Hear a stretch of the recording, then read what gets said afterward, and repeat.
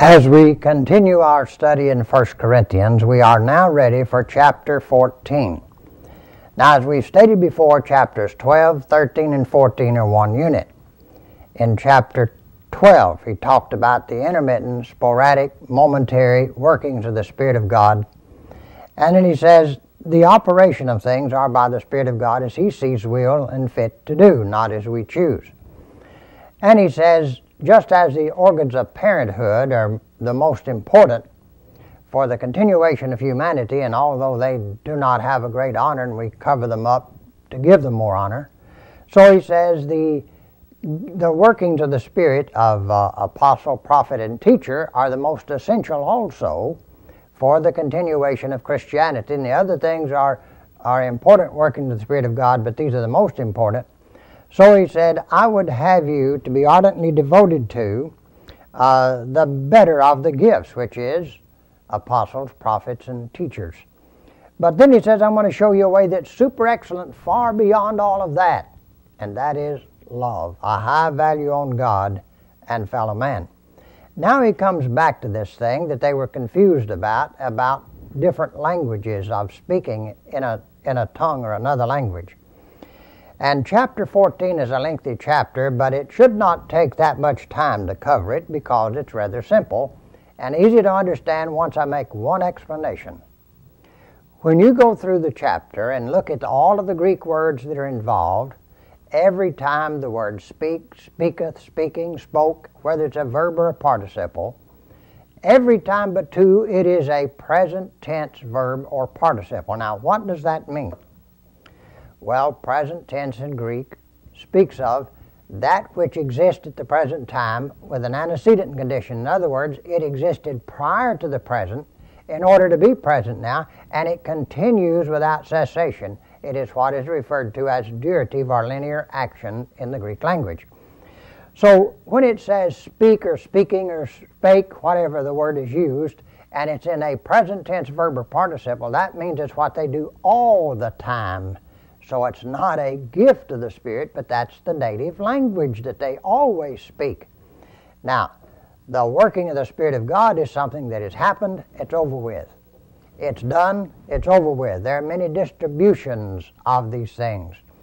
So we understand that, and that makes it very simple to understand what is in 1 Corinthians chapter 14. Also, when the word tongue is used and it says unknown, that word unknown, every time that it appears, is in italics, which means it's added by the translators. Now, back in 1611, when this was translated, and even back when I was a youngster, back in the mountains of East Tennessee, it was common for people to speak of the Hebrew tongue, the Latin tongue, the Jewish tongue. They didn't say Hebrew language or Latin language, they said the tongue. And that is the common usage of the word here. Now, when the word tongue is used in the New Testament, it is used in one of two ways.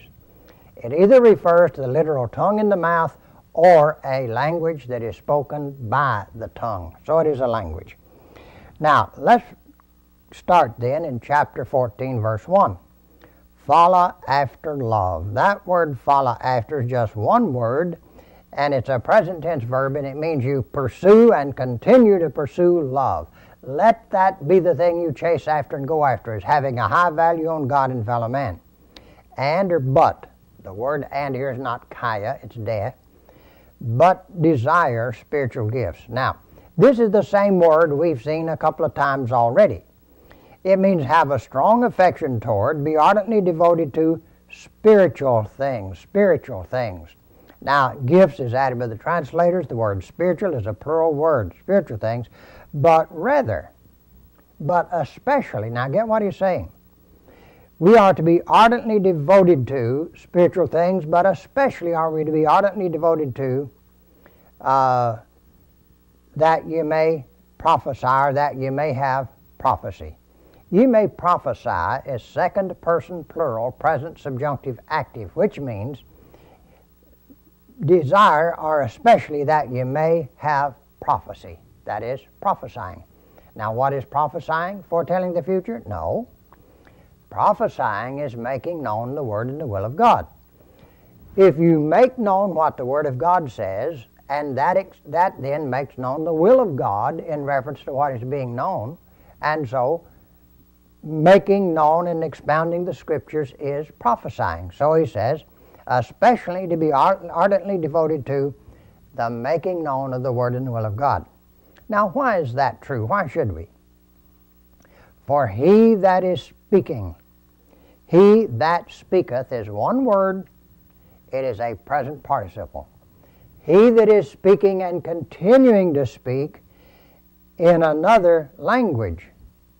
The word unknown is added. The word tongue is a language. It speaketh in a different language, speaketh not unto men. You're not speaking to men because they can understand you. Now remember, Corinth was a commercial city. And people came in from Spain and many other parts of the world. And they came into this commercial city, and some of it had been saved. Remember in the book of Romans, we're told that their faith had been made known throughout the whole world. And people knew about them because of the commerce that traveled. Now, the same is true here in Corinth. And people would come in there as believers, and they'd be speaking, and no one understood what they were saying because they did not know their language.